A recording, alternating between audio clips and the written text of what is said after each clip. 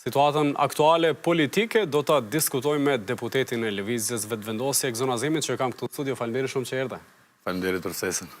Zhvillime dinamike në kuvend, punë e komisioneve, seanca që nuk kanë bëjnë veç me një temë, si që jemi mësu vitin e kaluar të azëm, çu po duket puna si deputet? Po këtë herë, me qenë se prap kuvendi e patë shumë shpejt një pauzë, nëse mund ta quaj, për shkak të vendimit antikushtetues tashmë të ish-presidentes Zonjës Osmani. Megjithatë, dinamika kësaj radhe e kuvendit është shumë e gjallë dhe komisionet funksionale kanë filluar që të mbajnë takimet e shpeshta, takimet e rregullta dhe procedojnë tutje. Besoj dhe uroj që të mos ketë prap një proces zgjedhor, sepse sinqerisht gjithë qytetarët lirisht mund të them se janë të bindur që edhe po të shkojmë në një proces zgjedhor, nuk është se vendi do të ketë një zgjidhje të re pas zgjedhjeve të reja, por vetëm se do të jetë një proces që do ta dëmtojë realisht demokracinë, sepse qytetarët e kanë dhënë shumë qartë fjalën e tyre në zgjedhjet e fundit, ku me 51% i besuan Lëvizjes Vetëvendosje, po ashtu në shkurtin e vitit kaluar e patëm edhe një proces tjetër zgjedhor, ku edhe në ato zgjedhje Lëvizja Vetëvendosje ishte bind shumë e para, kështu që pa marrë parasysh rezultatit të ri që do të mund të prodhonte një legjislaturë e re, prap se prap problemi do të ishin të njëjta. Andaj ne besojmë që zgjedhjet e jashtëzakonshme atëherë.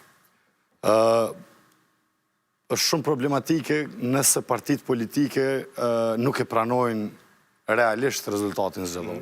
Pra nuk mjafton që vetëm deklarativisht mbas zgjedhjeve të thuash se ta pranosh rezultatin zgjedhor, por rezultati zgjedhor pranohet edhe në praktik. Lëvizja Vetëvendosje ishte shumë gjeneroze në çdo çështje për të cilën duheshin numrat në kuvend. Pra, qysh në herën e parë, kryeministri Kurti lëshoi e propozoi Glau Konjufsen për kryeministër, vetëm që vendi të mos ketë dy palë zgjedhje, edhe atëherë tha ta presim edhe çështjen e presidentës dhe i mbajmë zgjedhjet kur të vjen edhe çështja e presidentës, nuk po kandidoj unë, edhe pse ishte njeriu më i votuar në Republikën e Kosovës, në historinë e Republikës së Kosovës, megjithatë opozita nuk pranoi asnjë propozim të Lëvizjes Vetëvendosje. E mbajtëm një proces zgjedhor, jemi sot ku jemi, dhe prap opozita, pra edhe pse realisht i ka pranu rezultatet zgjedhore, në praktik përsëri tenton që në çdo momentum që e ka ta bllokoj krijimin e institucioneve të cilat i duhen vendit. Dhe tash jemi në një situatë kur janë duke u taku liderët, po pa arrit marrëveshje përfundimtare për të siguruar 80 vota. Ideja është tek kandidatët. Që shkohet të një kandidat që i siguron 2/3 e deputetëve të kuvendit? Ne besojmë dhe jemi përpjekur vazhdimisht që të gjejmë një kandidat konsensual, i cili është kandidat i pranueshëm për gjitha subjektet politike. Ne i kemi ofruar në shkrimet edhe për Zonjën Osmani, ne i kemi ofruar në shkrimet edhe për kandidat të subjekteve opozitare, por rezistenca dhe hezitimi i tyre duket i çuditshëm dhe sigurisht që është i koordinuar, pasi që asnjë nga këto palë pra nuk paraqiti gatishmërinë që t'i marrë këto nënshkrime dhe të futet në garë. Ne kemi bërë përpjekje edhe që të gjejmë figura unifikuese dhe të propozojmë figura unifikuese që janë të pranueshme për gjitha subjektet politike, mirë po e dini gjithë se si kanë hasur këto përpjekje. Përpjekjet tona do të vazhdojnë dhe kryeministri Kurti ka ftuar edhe kryetarin e Lidhjes Demokratike edhe kryetarin e Partisë Demokratike që të ketë konsultime, mirë po natyrisht se është e dëmshme edhe për vendin që të pranohen kushtëzime totalisht jo logjike, totalisht pa drejta, siç është kushtëzimi në këtë rast i Partisë Demokratike, e cila thotë jo logjike dhe e pa drejtë. Absolutisht është jo logjike dhe e pa drejtë, thuash se ma ofroti mu mbështetjen për XY kandidatin e mandej unë ta tregoj emrin. Edhe për një pozitë shumë atullt, nëse do të ishte ky kursim, sinqerisht nuk do të ishte fair dhe nuk do të ishte e logjikshme, se lere më për të parin e vendit, pra për presidentin. A jeni të gatshëm nëse e dini emrin ta ofroni këtë mbështetje? Ne kemi kërku vazhdimisht që të propozohen emra, pra kemi ofru edhe në nënshkrimet tona, si deputet Lëvizjes Vetëvendosje, për kandidatë e opozitës, vetëm që vendi mos ta ketë një proces të ri zgjedhor, që realisht nuk do të mund të prodhojë rezultate të reja. Sepse me fol realisht, edhe nëse Vetëvendosja bjen në numra, sa do pak, po edhe nëse Vetëvendosja rritet në numra, cila do t'jetë zgjedhja? Asnjë zgjidhje nuk do të prodhohet nga një proces i ri zgjedhor, sepse pa Lëvizjen Vetëvendosje prap do t'jetë e pamundur zgjidhja e presidentit. Kështu që kur e dim që një proces i ri zgjedhor nuk do të prodhojë rezultate shumë të ndryshme, ideja është që ose t'jemi fair gjitha subjektet politike dhe t'hyjmë në një garë ku kemi gjitha subjektet propozime partijake, ose të tentojmë gjitha bashkë që ta gjejmë vërtet një figurë unifikuese e që t'i japim fund këti problemi. Çështja e kalkulimeve është dy anshme, as pa Vetëvendosje nuk bën 2/3, as pa opozitën nuk bën 2/3. Po, por nëse flasim realisht, në Kosovë pra nuk garohet për 120 ulse në kuvendin e Republikës. Lëvizja Vetëvendosje, nëse në garë do të ishin 120 ulse, do të kishte shumë më shumë deputet tani. Kemi ulse të garantume. Po, pra, pikërisht për shkak që janë një pjesë e ulseve të garantuara, nëse e shohim rezultatin zgjedhor në tërësi, Lëvizja Vetëvendosje ka fitu shumë më shumë se 51.1%. Pra, nëse e shohim tek vota e shumicës shqiptare. Mirë, po, kjo është realiteti politik, kjo është gjendja që është sot, dhe ti kërkosh një subjekti politik që i ka 51.1%, për cilat vazhdimisht e tërë opozita ka deklaru që kur nuk do t'i arrini më, jo ka qenë pandemia, jo kanë gjithë arsyetimet ndryshme, por janë arrit prap. Qytetarët e Republikës Kosovës kanë vendosë, Lëvizja Vetëvendosje të qeverisë prap me vendin për një mandat plot, dhe prap besoj që gjitha subjektet politike do duhet ta pranonin këtë verdikt, sepse është verdikt i marrë 2 herë brenda një viti. 51% e kam pranuar, ju i keni votat e mjaftueshme për ta zgjedhur kryetaren e kuvendit, për ta mandatu kryeministrin, dhe ashtu keni bërë. Pra, i keni edhe kuvendin edhe qeverinë. Për presidentin duhen më shumë se sa që i keni aktualisht. E kuptojmë mirë, po prandaj tendenca jonë që në fillim ka qenë që të gjejmë një figurë unifikuese. Pra po them, i kemi dhënë në shkrimet... është ofru, për shembull, dikush nga familja Jashari, Andin Hoti, s'ka kompromis, a keni një emër të tretë, që jeni duke ofru tash?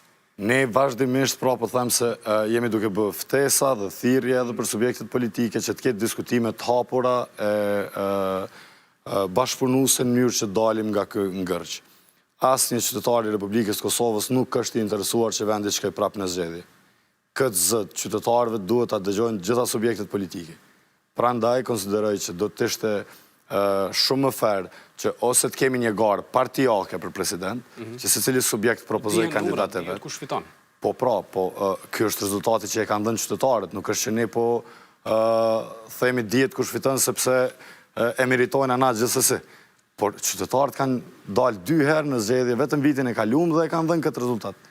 Tash nuk mund ta mohojmë një realitet për cilin realisht çfarë kuptimi ka demokracia atër, çfarë kuptimi kanë proceset zgjedhore, nëse ne lejojmë një minim të tillë të skenës politike që subjektet opozitare edhe pse humbin ngar, për cilën vendosin vetë qytetarët, në fund të fundit ata kurrëzojnë dhe rrezikojnë edhe një qeverisje vetëm për shkak të inatave politike.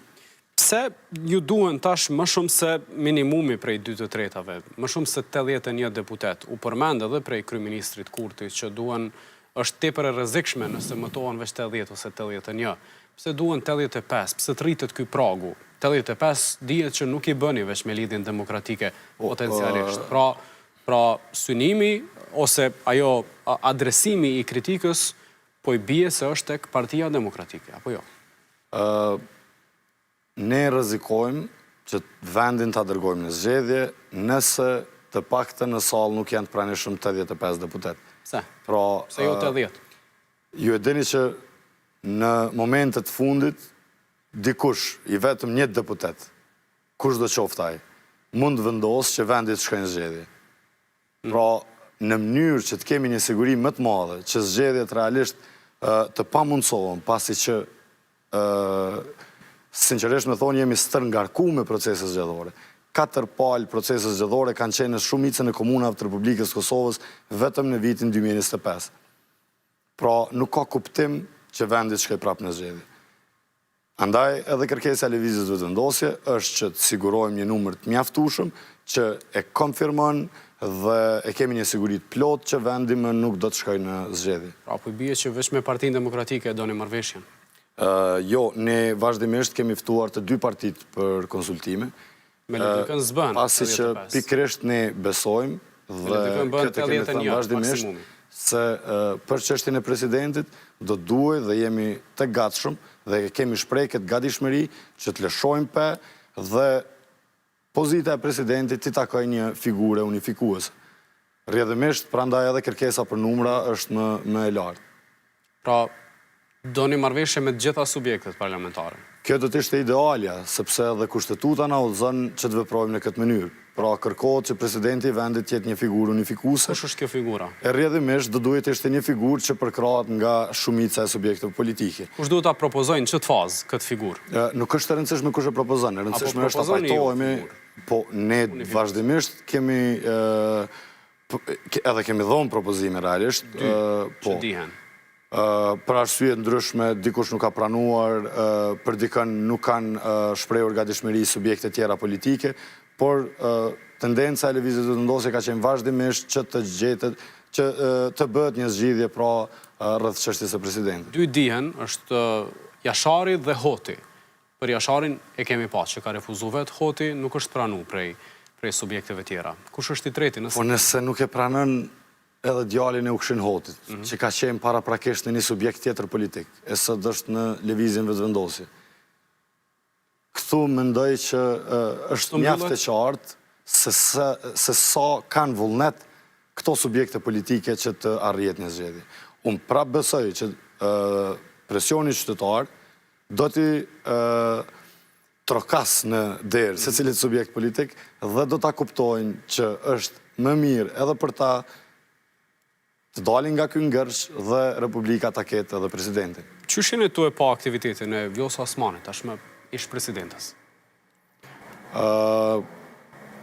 Realisht nuk është se kam përcjellur shumë, por ngutia e saj ka folur mjaft. Pra, vendimi i ngutshëm që e pezulloi punën e kuvendit pa asnjë arsye, pa asnjë bazë ligjore, siç e konfirmoi edhe gjykata kushtetuese, tregon që që shtot populli, edhim perinati të res më dek djali. Kështu që nëse unë nuk zgjedhem presidente, po e qej vendin zgjedhje me njerë, nuk konsideroj që ka qenë një veprim i matun, kam respekt për angazhimin dhe punën që e ka bërë gjatë gjithë mandatit, me gjithë ndonjë mos pajtim eventual që mund të kemi, mirë po të veprosh në momentet fundit me inatit tillë politik, nuk konsideroj që i bën derë as Republikës, por në këtë rast as vetë zonjës Osmani. Kuvendi i Kosovës pra ka pasur një ngërsh jashtëzakonisht të gjatë dhe zonja Osmani ka qenë shumë e vetëdijshme për këtë gjë. Prandaj nuk do duhet vepronte në këtë mënyrë, sepse jam i bindur që edhe vetë personalisht ka qenë e vetëdijshme që një vendim i tillë që po e merr është antikushtetues. Pasi që menjëherë edhe deklaroi dhe tha se unë nuk jam pejgambere, mbase mund ta kem gabim. Pra, ka qenë shumë, jam i bindur që sepse edhe është juriste tek e fundit, dhe jam i bindur që ajo ka qenë shumë e vetëdijshme që një vendim i tillë është i palegjshëm. Zyra e saj ka mbrojt argumente që se kemi shkel kushtetutën, thjesht s'ka efekt juridik dekreti. Prap se prap është një vendim i qëllimshëm. Pra, çfarë do që kanë thënë në këtë sa i përket kësaj çështje, vetëm se po e zbulon kështu të vërtetën haptazi se vendimi ka qenë i qëllimshëm dhe unë konsideroj që ka qenë krye kaput një shkelje e kushtetutës dhe shkelje ligjore.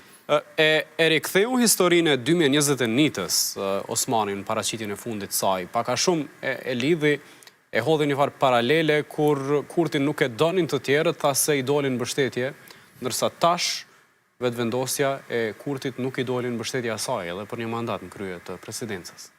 Lëvizja vetëvendosje ka qenë vazhdimisht jashtëzakonisht korrekte me zonjën Osmani. Ka qenë korrekte. Mos harrojmë, kryeministri Kurti në vitin 2019 i ka ofruar zonjës Osmani që të futen në një listë përbashkët, bashkë me Lidhjen Demokratike, sepse në atë kohë Zonja Osmani është kandidate e Lidhjes Demokratike për kryeministre.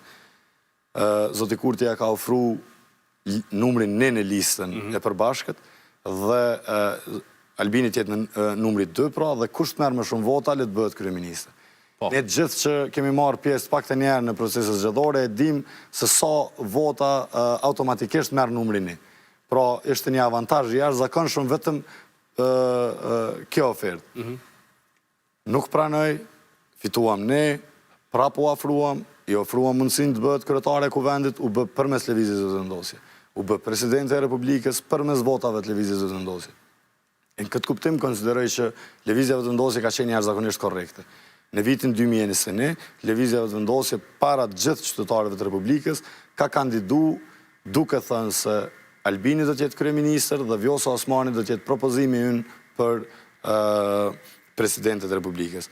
Por në shumë zgjedhjet e fundit që u mbajtën në vitin e kaluar, as në shkurt e as në dhjetor, as një lëvizja e vendosje nuk ka thënë se ky do të jetë propozimi ynë. A i ka meritat Osmani për rritjen e hovshme që e ka gëzu vetëvendosja 2021-ën? Se cili subjekt politik gjykohet nga qytetarët e Republikës. Se cili veprim i se cilit subjekt politik gjykohet nga qytetarët e Republikës. Zonja Osmani realisht ishte person apolitik, pra apartijak. Qeverisja e lëvizjes së vendosje ndodhi për 4 vite. Qytetarët e gjykuan 2 herë vetëm brenda vitit kaluar, pra po e them. Si rrjedhoi, qytetarët e kanë gjyku punën dhe mos punën e lëvizjes së vendosjes. Dhe për këtë kemi një rezultat. Edhe në 4 vjeçarin e ardhshëm do të jetë një verdikt prapi gjithë qytetarëve të Republikës që do ta vlerësojnë qasjen dhe realizimin e premtimeve të lëvizjes së vendosje.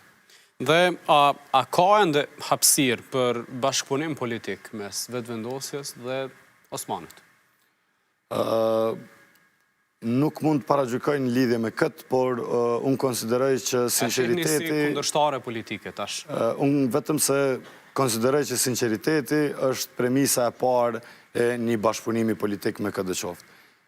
Andaj uroj që tashetutje në veprimet që do të mirën, të mos ketë pra inatet tilla, siç pat në rastin e shpërbërjes të kuvendit, dhe të ketë sinqerisht agenda që janë në të mirën e Republikës, e jo agenda që mund të shërbejnë për interesat caktuara. Çfarë cilësimi jam veshni? Është kundërshtare politike, është neutrale politike, është bashkëpunëtore politike? Për secilin demokraci është jashtëzakonisht shumë e rëndësishme që të ketë edhe një opozitë konstruktive. Ne urojmë që në këtë rast zonja Osmani, nëse vetëm ndërmerr hapa 3 politik, të jetë një politikane konstruktive dhe pra po them, uroj që nuk do të ketë kryenetësi dhe inate, por do të ketë tendencë për bashkëpunim. Jemi shumë të hapur për kritika, sepse kritikat besojmë që vetëm na përmirësojnë dhe normalisht se roli i opozitës është të kritikoj dhe tentoj ta përmirësoj vazhdimisht dhe ta ruaj qoftë demokracinë, qoftë interesin publik, kështu që jemi shumë të hapur për kritika konstruktive, por inatët dhe qasjet e ngurta që kanë qëllime tjera e kryesisht personale, nuk i shërbejnë as opozitës, por as Republikës normalisht. Dhe një temë tjetër, ta kalojmë këtë çështjen e presidentit në aktivitetin e fundit politik, është rezoluta e propozuar prej Partisë Demokratike. Sot pati mos pajtim kryesi, se sit një seanca. A me pika tjera të rendit ditës, a me një rezolut që derivon prej një debatit gjerë publik lidhur me një ekspozit në qendër Prishtinës prej 2 organizatave jo qeveritare. Pse këso paknatësi ose kundërshtime procedurale, a e para e fundit, pse s'mund bëheni një gojë të diskutoni? Për shembull, të lëshoni pe potencialisht për kërkesat e opozitës. Por prandaj po them që opozita do të ishte definitivisht shumë pozitive për gjithë vendin, sikur të kishte sinqeritet.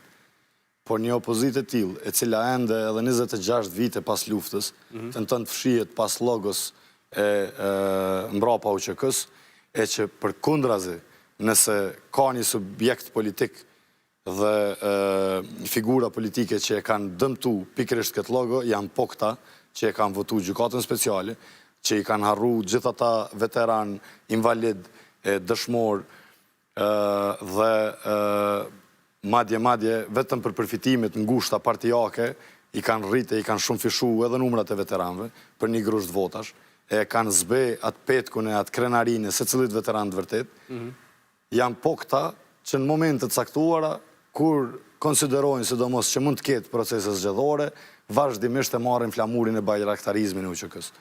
Shikoj pak grupet parlamentare, shikoj pak se cilin subjekt politik dhe përfaqësues të saj në Kuvendin e Republikës, asnjë grup parlamentar nuk ka më shumë veteran të ushtrisë çlirimtare të Kosovës se sa Lëvizja Vetëvendosje.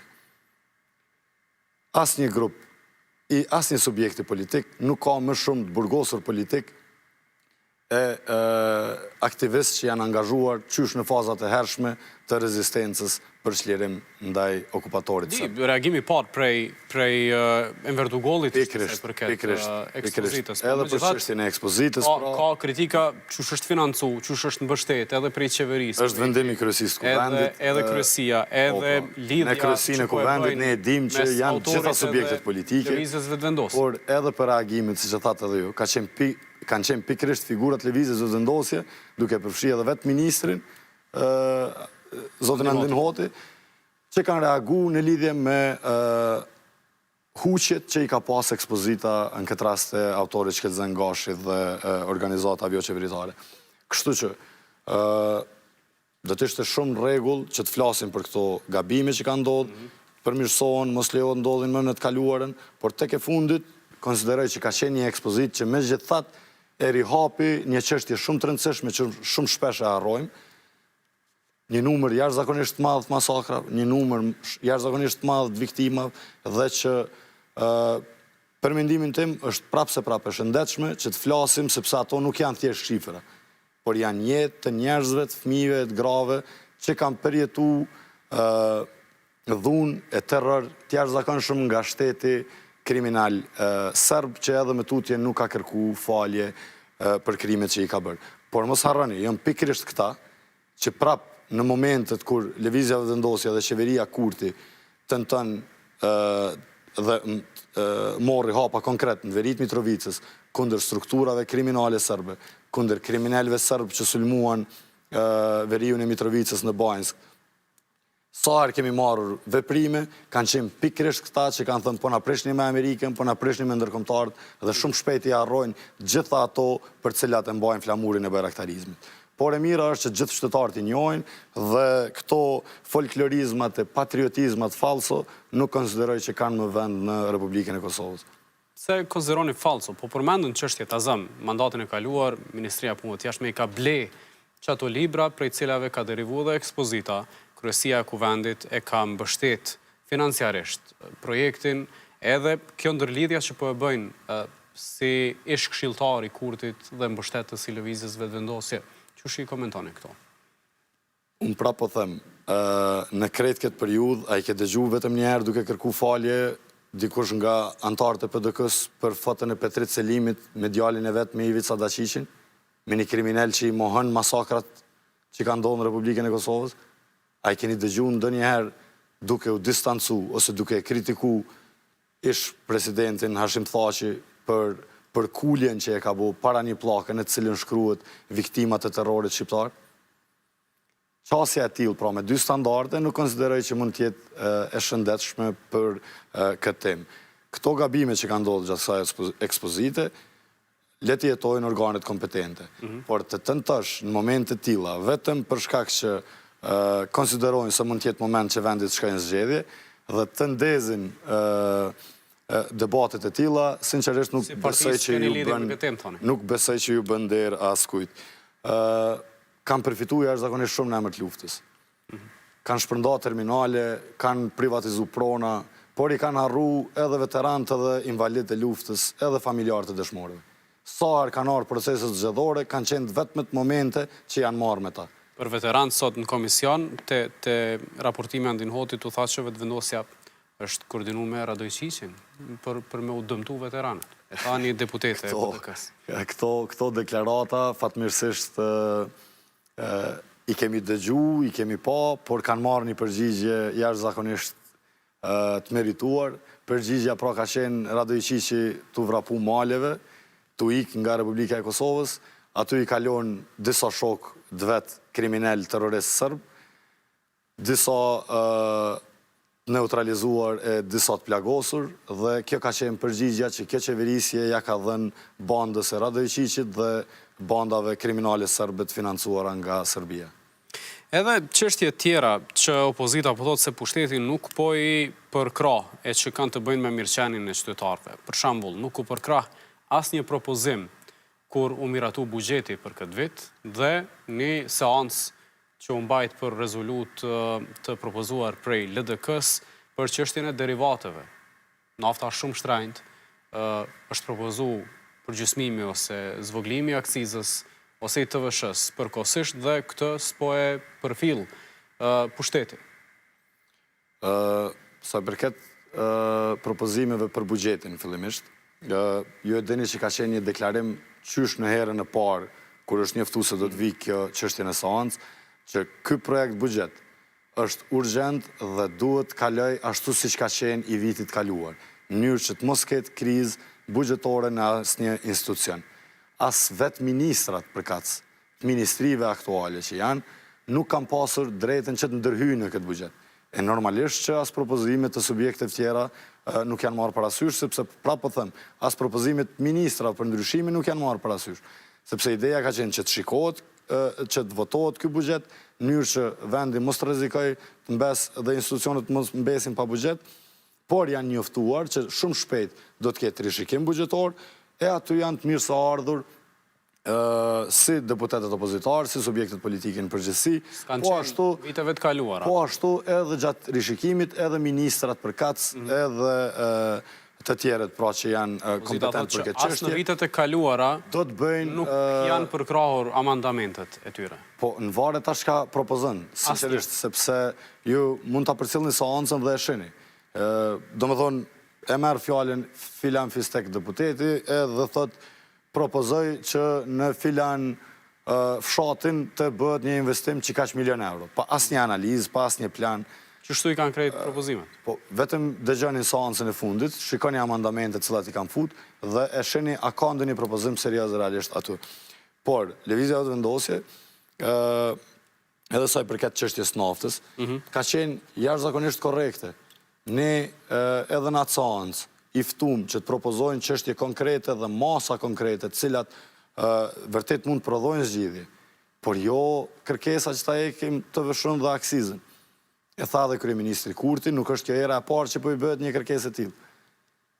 Sepse nuk ka një mekanizëm i cili edhe nëse e hek TVSH-n apo akcizën, ti arrin ta kontrollosh këtë çmim.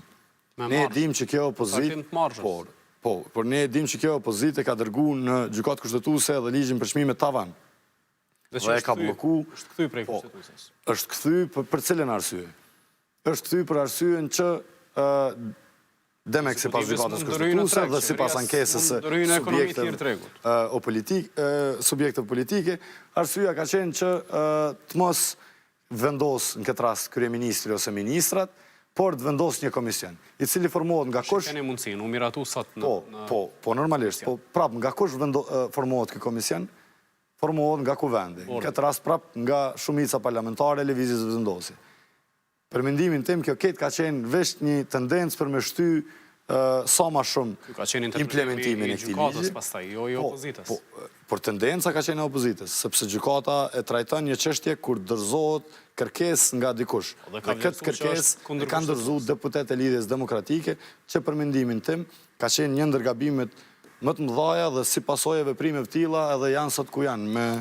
Nesër është dita e kushtetutës. A besoni që është shkel shumë kushtetuta, sidomos që të periudhën e fundit? Por rëndësi për mendimin tim ka që institucionet e tilla drejtësisë, si gjykata kushtetuese, të mos jenë institucione për të cilat kur është vetëvendosja në pushtet ndikon vetëvendosja, kur është PDK-ja në pushtet ndikon PDK-ja. por t'jenë vërtet institucione drejtësisë e të cilat sinqerisht e kanë rend parë ligjshmërinë dhe kushtetutshmërinë. As është? Ne kemi pa në të kaluar fatkeqësisht shumë shpesh interpretime më shumë partijake se sa juridike. Ne kemi pa se për çështje të njëjta, varësisht prej momentumeve të caktuara, kanë ditur gjykatës për brenda asaj gjykate temruar në të kaluarën të konstatojnë pra ndryshe. Rrjedhimisht, kjo normalisht që kanë ndiku në edhe imazhin e vetë kësaj gjykate. Por jam i bindur dhe besoj shumë që me qeverisjen e lëvizjes së vendosje, secili institucion i drejtësisë do të ketë mundësinë që të jetë një herë mirë i shkapur dhe kjo do të ndikojë që edhe tek qytetarët të rritet besimin e këto institucione. Për fund, po të shoh aktiv shumë edhe për temat që kanë të bëjnë me kryeqytetin, me cilin je marrë në vazhdimsi, sidomos viteve të fundit. Qysh po vlerëson punën në Prishtinë?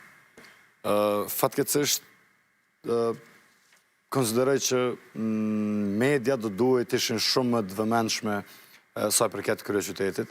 Vetëm paramendoni nëse kishte qenë kryetari i komunës nga lëvizja e vendosje dhe ende, edhe pse zgjedhjet kanë mbaruar në nëntor të vitit kaluar, sot jemi me datën 8 prill dhe ende nuk i dim se kush janë drejtorët e kabinetit të ri qeverisë.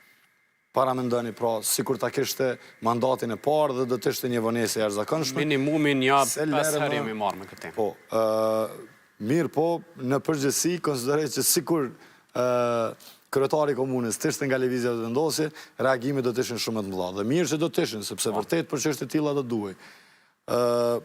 Kjo tregon vetëm një papërgjithshmëri jashtëzakonisht madhe nga zoti Rama. Kjo tregon se një fitore e pazareve politike normalisht që nuk i sjell dobi qytetit dhe qytetarëve, sepse tashmë arsyeja sigurisht pse nuk po formohen kabinetin e plotni janë pazaret politike me cilat ka tregtuar gjatë fushatës zgjedhore. Si lëvizje e vendosje, në këtë rast edhe si deputet, por edhe me qendrën e lëvizjes në Prishtinë, me asamblesë, jemi jashtëzakonisht aktiv dhe tentojmë që vazhdimisht të ngrisim shqetësimet dhe problemet që i preokupojnë qytetarët. Sot fatkeqësisht e pam edhe lajmin që gjykata komerciale e ka obliguar në një formë ndërmarrjen publike banesore që për pronën e shumë përfolur në Lakrish, që kemi paralajmëruar shumë kohë më parë që do të jetë një proces i dëmshëm. Në këtë rast ndërmarrja publike tashmë dhe komuna e Prishtinës i rrezikojnë të humbin 30 milion euro vetëm sepse lejuan që për kohë jashtëzakonisht shumë gjatë të mos ketë as diskutim për këtë çështje. Paramendonin kuvendin komunal kemi bërë përpjekje të paktën 3 vjet radhazi ta fusim si temë diskutimi pikërisht çështjen e kësaj ndërmarrje, pikërisht këtë problematikë. Dhe sot njoftohemi se gjykata ka marrë vendim që të ja marrë 30 milion euro ndërmarrjes publike banesore rrjedhimes së komunës Prishtinës. Pra kjo tregon edhe një herë që këto janë të interesuara për biznese private, këto subjekte politike, cilat në nivelin qendror janë opozit, por në kryeqytet po keq qeverisin bashk. Dhe fatkeqësisht është një lajm jashtëzakonisht i keq sot ky, edhe pse prona publike po ruhet fatmirësisht, ndërmarrja do ta pesojë një barr jashtëzakonisht rënd financiare dhe këtu konsideroj që është një vendim jashtëzakonisht i gabuar edhe i gjykatës komerciale dhe do duhet të kishte një hetim të mirëfillt edhe nga prokuroria speciale në këtë rast, sepse po shkatërrohet një ndërmarrje, po i mirën 30 milion euro të qytetarëve të Prishtinës dhe askush nga zyrtarët publik që marrën vendime të tilla nuk po jep përgjegjësi. Prandaj prokuroria speciale sa mirret me çështje e postimit të Facebookut, do duhet mirret me probleme përmes cilave po dëmtohet buxheti i Republikës. Dhe kur jemi tek këto çështjet, ishte temë dje për një çështje të urdhër arrestit. Çysh është situata? Prandaj po them që sa merret me paramendoni, unë jam dënuar fillimisht më pas apelin normalisht se e ka hedhur poshta dënim, jam dënuar me 6 muaj burg për një postim Facebook. Akuzën e ka ngrit prokuroria speciale. Domethënë prokuroria më e lartë që ekziston në Republikën e Kosovës është marrë me mua kur as nuk kam qenë asamblesist, as nuk kam qenë deputet, as nuk kam qenë në ndonjë pozitë ose funksion zyrtar publik. Prokuroria Speciale, organi më i lartë i Republikës, që do duhet mirë me krimet më të rënda që ndodhin e me grupet kriminale, mirët me një postim Facebooku dhe më kanë dënu 6 muaj fillimisht, por normalisht që apeli e ka hudhë poshtë sepse ka cilësu që një vendim i tillë është ndërmarrë pa asnjë provë. Unë nuk isha paraditën në seancë dje, por normalisht që isha pas dite, ka marrë pjesë në secilën seancë gjatë këtij procesi dhe jam thellësisht s'ke refuzu me përgjegjësirjeve. Absolutisht.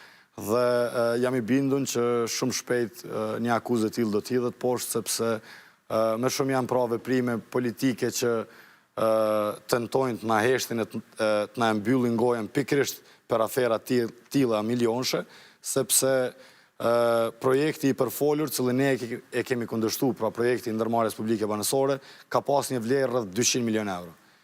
Prandaj tentojnë të na heshtin neve me akuza tilla fiktive, vetëm të mos flasim për projekte tilla që po e dëmtojnë kryeqytetin jashtëzakonisht shumë. Azemi, faleminderit shumë që gjete kohë të vish. Faleminderit ju.